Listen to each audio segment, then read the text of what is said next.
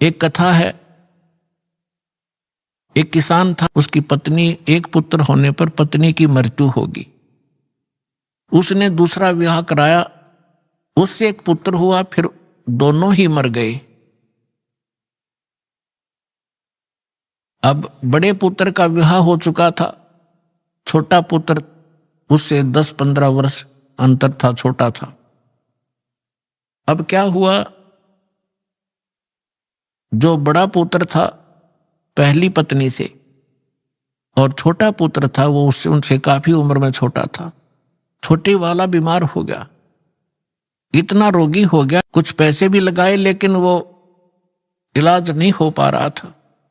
किसी ने बताया कि वहां ले जाओ, एक बहुत बड़ा वैद्य है लेकिन पैसे लेगा 5,000 रुपये। उस समय 5,000 रुपये आज के 50 लाख के बराबर। तो उन्होंने सोचा, दोनों पति पत्नी ने विचार किया कि क्यों ना इसको किसी प्रकार से इसकी मृत्यु करा दें, विष दे दें, तो उसके पति और सारी संपत्ति अपने पास रह जाएगी, इस वाली भी। उन्होंने ये विचार करके स्वयं तो हत्या करने की सोची नहीं, एक डॉक्टर से बात कर ली, वैद्य से, कि भाई आप ऐसे करो, इसको विष दे दो। उसने कहा मैं 500 रुपये लूंगा और किसी का शक भी ना होगा, 2-4 दिन दवाई देता रहूंगा और फिर मैं इसका काम तमाम कर दूंगा।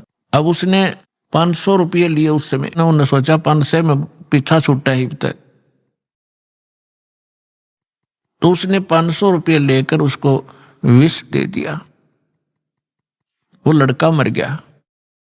तो ग्रामीणों ने, रिश्तेदारों को पता था कि भाई बहुत दिनों से बीमार चल रहा था, मृत्यु होगी, बात समाप्त हुई।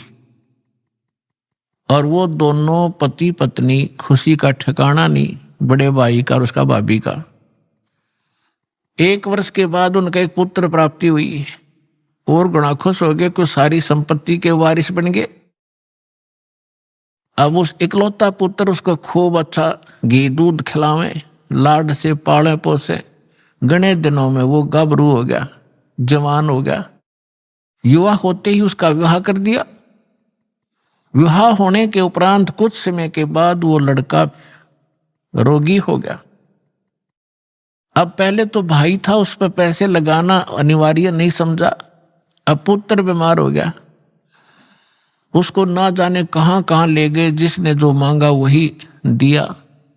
यहां तक कि आधी जमीन को भी सेल करना पड़ गया, वह भी बेच दी। लेकिन लड़के का जो स्वास्थ्य गिरता ही चला गया और अस्थि पंजर की तरह चारपाई पर पड़ा पड़ा अंतिम सांस गिने। उसका पिताजी साथ बैठा था। उस लड़के ने कहा कि भाई साहब, अपने पिता से बोला, भाई साहब मेरे कफन और लकड़ी की तैयारी कर। अब उस व्यक्ति ने सोचा बच्चा ज्यादा रोगी हो गया और एकी बैकी बात कर रहा है। उसने कहा बेटा मैं तेरा बाप हूं, मैं तेरा पिता हूं। वो बोला, लड़का बोला तू मेरा पिता नहीं, तू मेरा भाई है। और सुन, मैं तेरा वो भाई हूं जिसको तूने विष देकर मारा था। और भले पुरुष, मेरा हिसाब बराबर हो लिया, आधी जमीन तूने बेच दी मेरे इलाज पे। अब मेरा तेरा लकड़ी और कफन का हिसाब बैलेंस है, वो तैयारी कर ले बस चुपचाप। अब वो हक्का बक्का रह गया, उसने अपने किए कर्म की याद सारी आ गई। तो उस व्यक्ति ने कहा कि भाई साहब एक बात बता, ठीक है मैंने जैसा जुल्म किया, क्योंकि तो इकलौता पुत्र, आगे संतान नहीं, मेरा तो कुल नाश भी हो गया। लेकिन एक बात बता, हमने तो जो बुरा किया फल मिल गया। अब ये तेरी पत्नी है, इसने क्या बुरा किया था, अब जिंदा जलाई जाएगी तेरे साथ, क्योंकि उस समय सती प्रथा थी, पति के साथ पत्नी को कंपलसरी जला दिया करते जिंदा। तब उसने, लड़के ने कहा कि वो वैद्य कहाँ है जिसने मुझे विष दिया था। उसके भाई ने बताया कि वो आपके 4 वर्ष बाद अचानक हार्ट अटैक होकर मर गया था।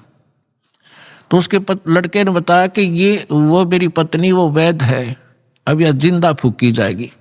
इस दुष्ट ने 500 रुपये के लालच में ऐसा जुल्म किया था।